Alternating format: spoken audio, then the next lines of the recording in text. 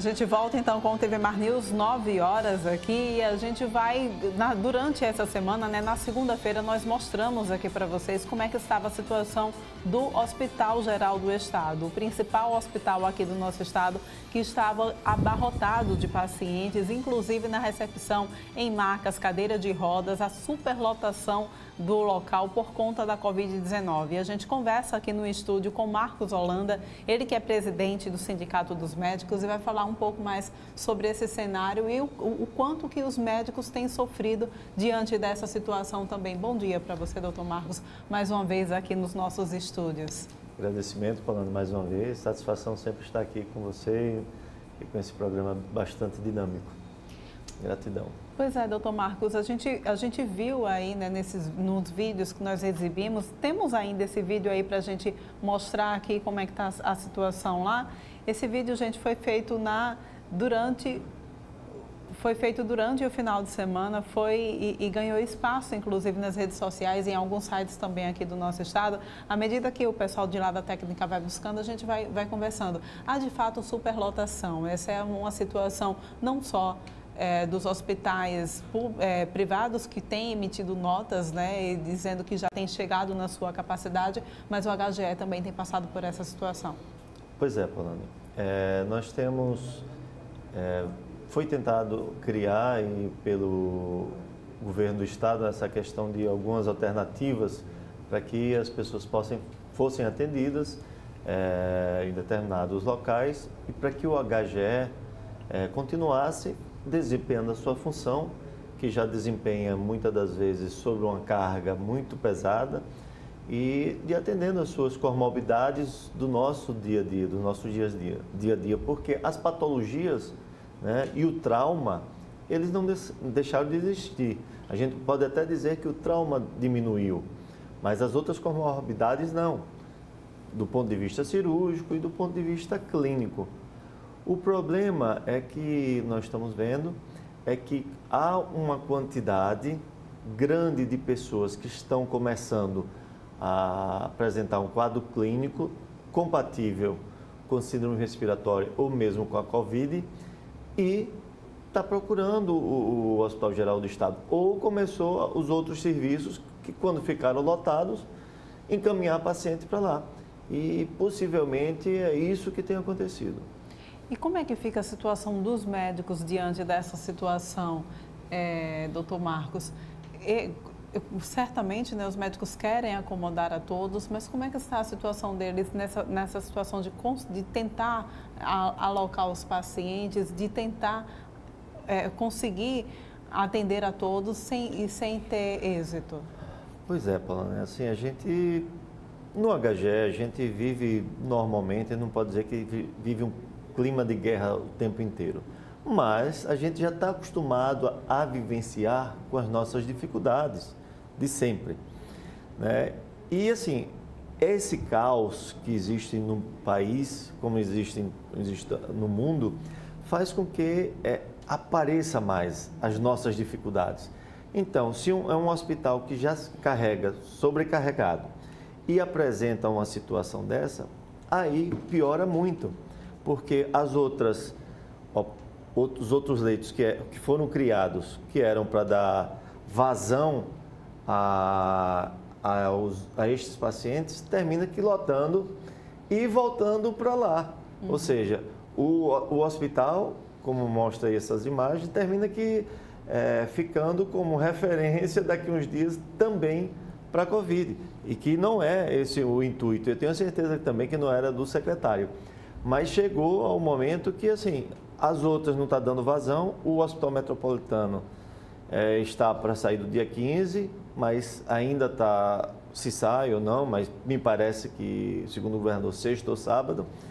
E nós estamos vivendo essa situação de dificuldades, porque além de todas, como eu já falei anteriormente, as patologias, agora mais a Covid, que aí, consequentemente, vai superlotar e já está lotando realmente os nossos leitos. Agora, doutor Marcos, a gente sabe também que já existe um número muito grande de profissionais da área de saúde que estão se contaminando. Nós já tivemos aqui no estado a morte de uma profissional, uma enfermeira, né, uma técnica de enfermagem, e tivemos também uma médica, inclusive da pediatria, 24 horas, também que faleceu por conta da Covid-19. Vocês têm números? É preocupante de fato essa situação?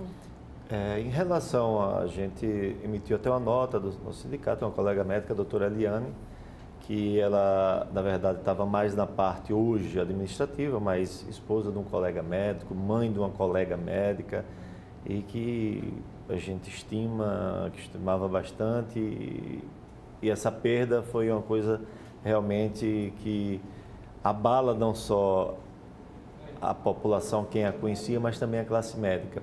Porque nós estamos presentes, trabalhando na linha de frente, mas temos os nossos medos. Temos o medo não só de contrair, porque é uma patologia nova, mas também de levar para os nossos familiares.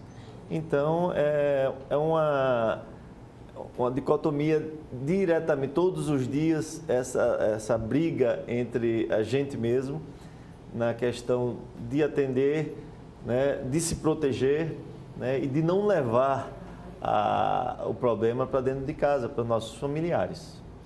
Pois é, e vocês têm um número já grande de profissionais infectados? Não tenha dúvida, Paulana. Assim, a gente lá no HGE, vou lhe responder pela cirurgia, eu acredito que mais de 50% dos nossos cirurgiões já foram contaminados, ainda bem que alguns já estão voltando, mas assim, no número de 34 hoje, porque nós conseguimos sensibilizar o secretário e uma pressão da classe de pedir que fossem contratados mais colegas. E aí esses colegas foram chegando e aqueles colegas que estavam saindo do plantão por conta da Covid, aí foi mais ou menos preenchido. Mas chegou um determinado momento de só estar um na escala e aí todo mundo se ajeitou para poder ajudar. Mas, de um modo geral, nós temos aí um comprometimento da nossa classe de 20% a 30% dos colegas médicos já aí que foram contaminados. E quando a gente fala de um colega médico que ele se afasta do HGE, não é só do HGE que ele se afasta, que geralmente o médico ele dá plantão em outros hospitais também. Então, a gente tem aí abre, digamos assim, um buraco em várias outras unidades de saúde também, o que representa um peso, uma sobrecarga ainda maior para o sistema de saúde aqui do nosso estado. Exatamente. Por exemplo, vários colegas que trabalham no HGE, como cirurgião, eles trabalham como emergencista no SAMU. Uhum. Então, vários colegas ficaram longe dos lugares, na parte pública, mas alguns que também trabalham por exemplo, no HGE também trabalha na Santa Casa, trabalha no Arthur Ramos, trabalha no Veredas, trabalha no sanatório e todos você fica isento porque você vai ficar de quarentena. Uhum. Né? Você tem que passar pelo menos 14 dias em casa se não tiver complicação alguma. Mas nós estamos vendo alguns colegas que estão ficando afastados por 21 dias, por 28 dias, porque há muitas das vezes um agravamento. Né? Um problema, às vezes, pulmonar, colegas que evoluem com pneumonia, às vezes tem que trocar o antibiótico 2, 3 vezes, usando, às vezes, antibiótico de última geração, para poder sair, entendeu? Para poder sair desse quadro clínico. Então, assim, nós estamos vivendo um momento realmente de guerra, né? E onde se desfalca, como você bem falou, quando se desfalca ali no serviço público, mas também esses colegas da plantão também no hospital privado, tipo Unimed, Arthur Ramos, Santa Casa, e que vai desfalcar. E ainda bem que os colegas estão se solidarizando um com os outros e estão substituindo na escala, e aí sobrecarregando, né? Fazendo um plantão um atrás do outro, às vezes sai à noite e já vai trabalhar de dia, trabalha de noite, às vezes ficando fora de casa 72 horas, porque para poder ajudar. E nessa situação, doutor Marcos, vocês têm tido os EPIs corretamente, têm conseguido utilizar os EPIs de forma correta exatamente para evitar esse contágio, tanto do paciente para o médico quanto do médico para o paciente. Isso mesmo. A gente já brigou muito, né? Eu digo nós quanto sindicatos, foi fornecido bastante, no Estado também teve ajuda, eu acho que talvez da Braskem em cima de material, né? Empresa privada.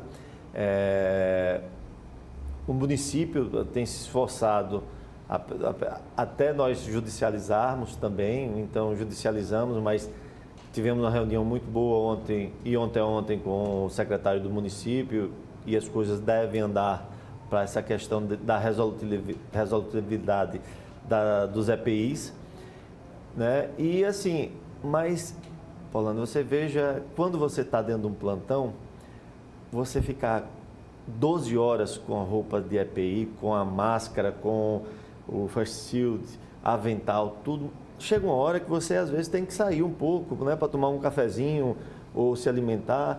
E às vezes um pequeno deslize que você às vezes possa dar, até mesmo na retirada desses equipamentos, você pode se contaminar. Entendeu? Por isso que o grau de contaminação tem sido muito grande também. Não só às vezes com contato com o paciente, mas às vezes no contato no estar, que a gente possa estar, possa estar contaminado ou levar e a gente se contaminar ali, entendeu? Então é uma luta e todo dia é um cuidado maior, é lavar as mãos frequente, é álcool gel ou álcool a 70% líquido mesmo, para a gente tentar diminuir o risco de nos contaminarmos e, consequentemente, levar a contaminação para nossas casas e também para os pacientes que nos procurarem, ou aquele que a gente for fornecer ajuda. O senhor frisou aí a questão da sobrecarga de trabalho, né? Os plantões que estão sendo, por conta do adoecimento mesmo dos profissionais, vocês estão precisando fazer mais plantões. Vocês têm tido também esse retorno financeiramente falando? Está ajustado também com o Estado essa questão? Polane, infelizmente não. Assim, eu vou lhe dizer do Hospital Geral do Estado. Os colegas estão prestando serviço, vai na escala, por exemplo, eu tenho 12 horas de afastamento pelo sindicato. Mas terça-feira, pelo dia, eu fiz o plantão de 12 horas. Entendeu? Então, ele vai pagar o preço que se paga normalmente lá, né? Ou quando um colega substitui um outro, ele vai receber como fosse aquilo ali. Então, assim, em relação aos valores, pelo menos o que eu pedi ao secretário antes foi que, quando já estava começando, e ele ficou de avaliar, foi que a nossa gratificação ela fosse cheia para todos nós, para todos os colegas que estão nessa linha de frente, inclusive para as outras classes, entendeu? O enfermeiro, o técnico de enfermagem, o fisioterapeuta, o maqueiro, todos aqueles que participam, porque nós estamos na linha de frente. Nós temos uma quantidade de paciente hoje enorme lá dentro do HGE com Covid e síndrome respiratória. Então, nós não sabemos mais quem hoje está contaminado com a Covid ou não. Entendeu? Então, assim, nós pedimos e espero que o governador mostre uma sensibilidade em relação a isso. Haja visto, e aqui eu vou te repetir, que a nossa insalubridade foi tirada, reduzida a 1/3, né? Então, nós recebemos uma insalubridade de 1/3 que o governador aprovou, não nessa gestão, mas na gestão passada, para que fosse votado, e a grande maioria dos deputados que hoje compõem votaram a favor dessa retirada da nossa insalubridade, não só do médico, mas de todos os outros. E nós estamos solicitando que o governador e que o prefeito mostrem um pouco de sensibilidade em relação a isso. Por que não fazer como outros lugares, outros estados estão fazendo, a insalubridade cheia, que é permitido por lei os 40% daqueles que estão na linha de confronto. Entendeu? Então, a gente tem pedido e espero que o governador e o prefeito mostrem uma sensibilidade nesta hora em relação a isso. Não só para a categoria médica, mas para todas as outras categorias que estão na linha de frente e que está também adoecendo para poder atender a nossa população. Voltando à questão do HGE, que a gente mostrou aí as imagens, esses vídeos da superlotação lá do local, Na matéria que foi vinculada aqui no portal Gazeta Web, a gente tem aqui o relato da pessoa que fez aquelas imagens, que ele diz que os pacientes que eram chegados, precisavam ser ligados à respiração mecânica, eles eram imediatamente enviados para a ala vermelha, mas aí uma instrução chegou posteriormente para não encaminhar mais os pacientes para a ala vermelha, porque já não havia vagas. O senhor soube dessa situação? Realmente procede? Polana, assim como eu estava te falando anteriormente, o HGE ele está criado para atender as outras patologias e o trauma, né, de um modo geral. E ele não era referência. Eu estava lá de plantão na terça-dia, como aqui falei, e vi que tem uma ala que só está praticamente com Covid ou síndromes respiratórias. Na área azul, tinham 28 pacientes na terça-feira com Covid ou síndromes respiratórias. Na ala vermelha para urgência e emergência, tinham 14. E os 14 que estavam lá eram síndrome respiratória Covid. Vai chegar uma hora que a quantidade de respiradores não vai dar conta, porque lá não só atende Covid. Então, se chega um paciente com um AVC, um acidente vascular cerebral, e que tem algum problema, que vai precisar do respirador, vai para lá. Se tiver um infarto, muitas das vezes, vai para lá, se não for já para cardíaca. Se ele tiver um problema de doença pulmonar obstrutiva crônica, DPOC, pode ir também para lá. Então, se tinha ali 14, 15 respiradores, vai lotar. Pois for falta de espaço físico, respiradores ainda pode se tentar, porque se é um paciente que se apresenta lá, eu digo que o médico, a gente ficamos feito um louco e vai procurar onde tiver, e a gente vai colocar esse paciente nem que seja dentro do centro cirúrgico, se for o caso, para ele não sucumbir. Então a gente vai colocar um respirador nem que seja dentro do centro cirúrgico, ou ocupe uma sala, uma recuperação, mas com certeza nós não iremos deixar esse paciente lá fora vir a falecer sem fazer nada, entendeu? Isso pode ter certeza, a população pode ter certeza que os médicos jamais serão omissos a esse ponto. Exatamente. É a doação de vocês, né? O comprometimento dos médicos em fazer o trabalho, em salvar vidas e se deparando então com esse problema, com a estrutura que a nossa rede pública de saúde tem aqui no nosso estado. Agora, doutor Marcos, a gente tem aqui para mostrar para você também o boletim que a gente atualiza diariamente aqui para quem está nos assistindo. Eu gostaria também de fazer essa atualização agora do seu lado. Olha, hoje, com a data atualizada de hoje, são 2.761 casos confirmados, 1.482 casos recuperados, 1.253 casos suspeitos e 164 óbitos confirmados aqui no estado de Alagoas. A gente tem um próximo slide, eu acredito, falando sobre exatamente sobre essa questão da ocupação de leitos aqui no nosso estado.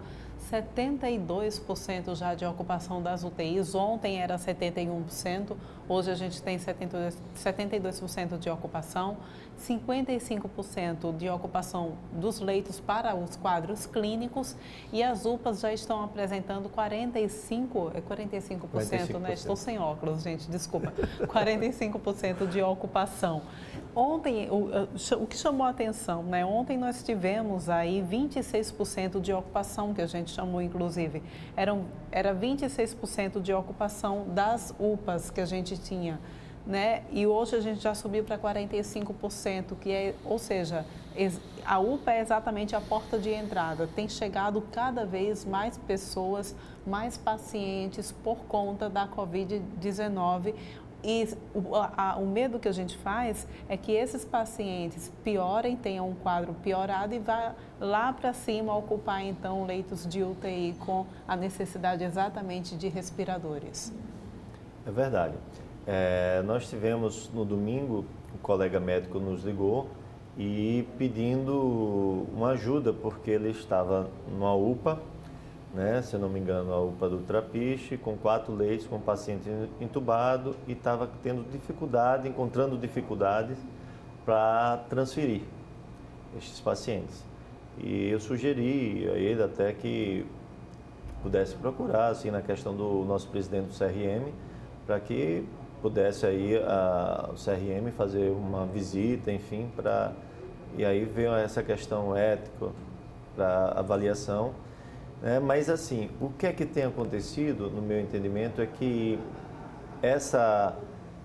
foi tentado criar e tem uma boa vontade do secretário, mas assim, chegou um momento que superlotou. E assim, essa questão da UTI, eu quero acreditar que esses 72% está incluso aí, não está lotado, porque tem muitas vagas de pediatria e neonatal, então, que não está sendo contado, entendeu?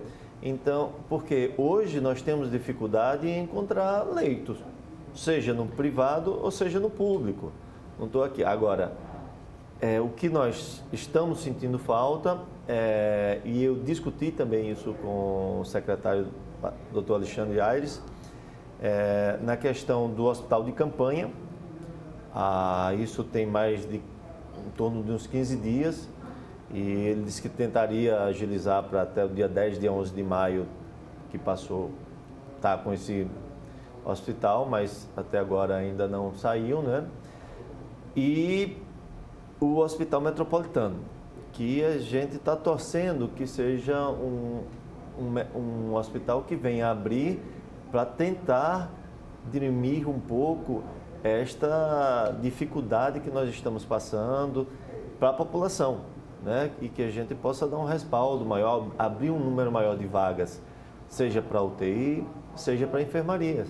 Porque uma coisa que a gente tem preocupado também, e eu sei que há uma campanha forte em todos para que os nossos pacientes, que as pessoas ficassem mais em casa, mas infelizmente no interior, aqui se foi um pouco precária, se a gente pode dizer, no interior acho que não teve muito respeito a respeito disso.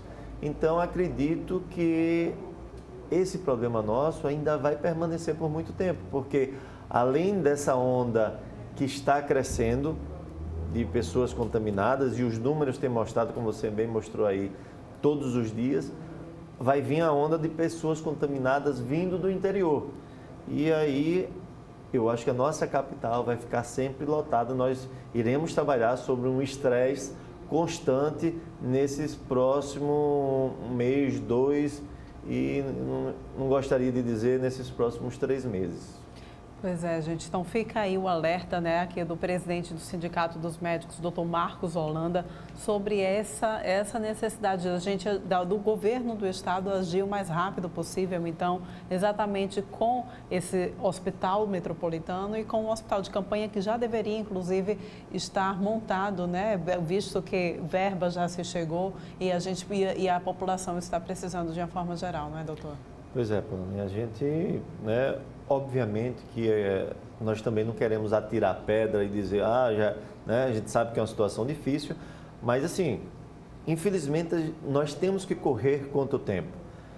A patologia tem nos mostrado, desde a China um pouco menos, mas na Itália já foi muito ruim, na Espanha e Estados Unidos.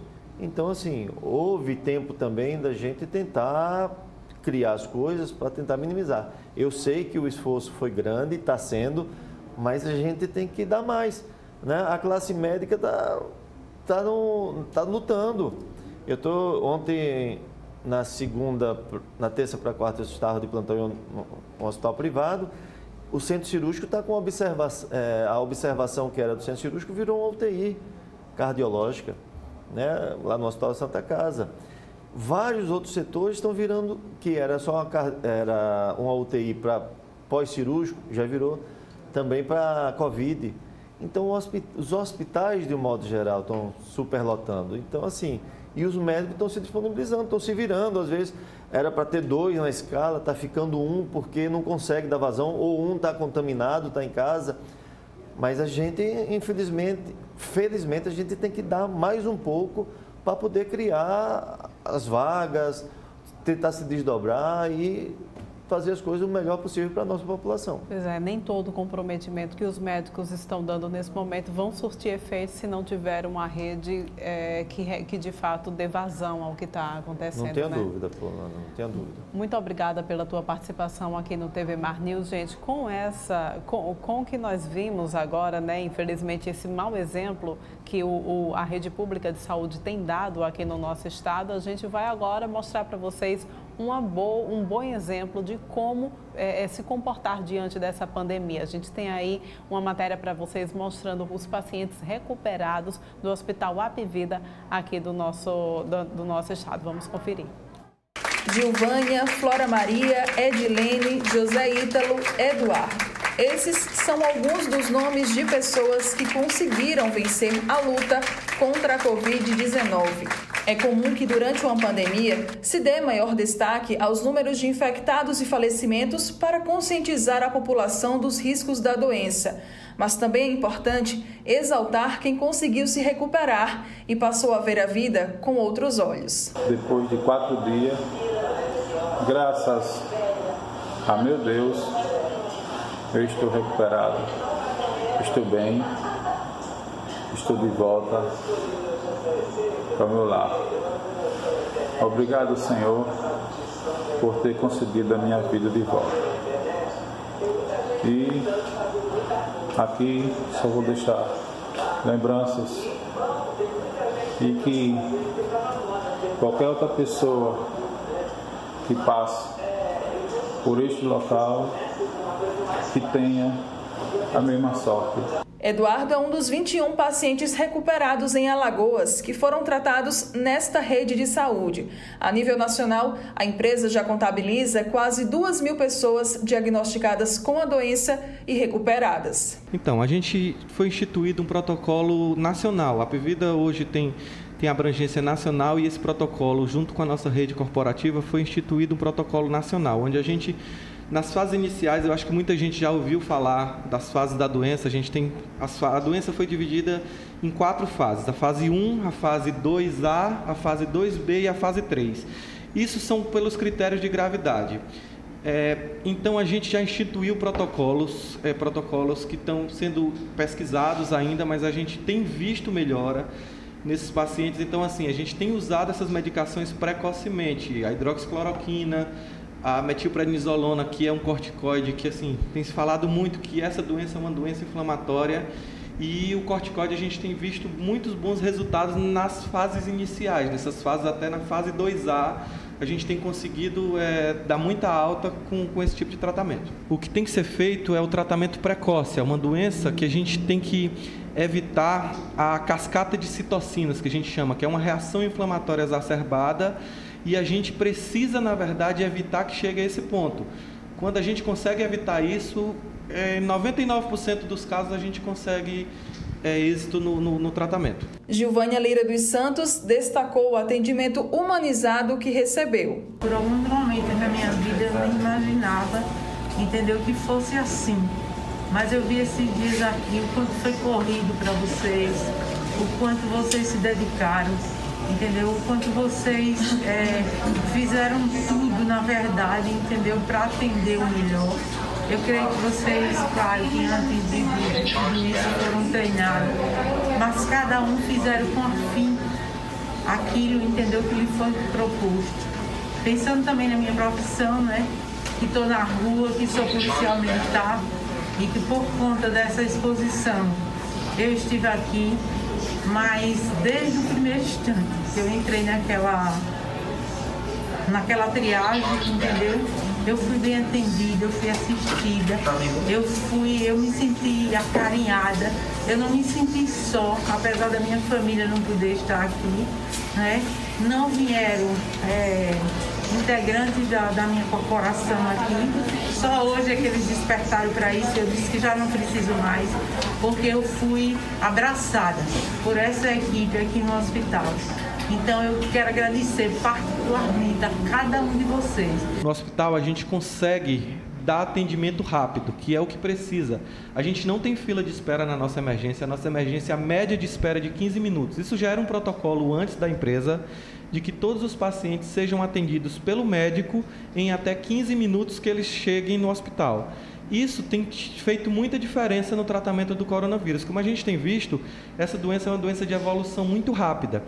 E às vezes a espera para ser atendido de 2, 3, 4 horas na porta da emergência, o paciente deteriora dentro do hospital.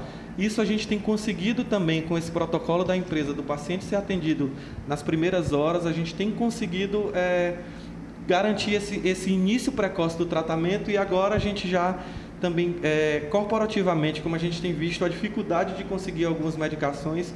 Para os clientes do Apvida, a gente está conseguindo disponibilizar essas medicações. As pessoas têm um sentimento de que nasceram de novo, é isso que eles relatam. E a gente, enquanto médico, também sente isso. Por ver a gravidade da doença, por saber dessa evolução rápida, a gente também sente isso. Quando dá alta para o paciente, muitos evoluem ruim, mas quando a gente consegue dar alta para o paciente, a gente também tem esse sentimento de que foi um renascimento. E o médico reforça a importância do apoio da população neste momento. Acho que a mensagem é uma mensagem que está bem difundida já. O que a gente precisa é evitar o contato, é evitar contágio, é usar máscara. Isso é muito importante, porque o sistema de saúde não está pronto, de uma forma geral, não está pronto para o número de pacientes. Então a gente precisa fazer isso, a gente precisa seguir as orientações do governo do estado, as orientações do Ministério da Saúde, da Organização Mundial de Saúde, para que para que a gente achate a curva. Eu acho que todo mundo já sabe o que é achatar a curva, que o número de infectados provavelmente não vai diminuir, mas o espaço de tempo vai fazer com que a gente consiga prestar atendimento para todo mundo. Como diretor do Apvida, o Apvida está pronto para isso. A gente tem inclusive backup de médicos, se precisar. A gente tem uma equipe que está pronta só rodando as cidades, as grandes cidades principalmente. Eu mesmo já estive em Manaus, passei lá 20 dias em Manaus também, quando precisaram, e a gente tem gente para fazer isso se for necessário. Pois é, gente, a gente vai encerrando esse bloco com esse bom exemplo, né? Com essa esperança, essa mensagem de esperança aqui pra gente. E a gente volta daqui a pouquinho, vai para um rápido intervalo, mas volta daqui a pouquinho com muito mais informações para vocês.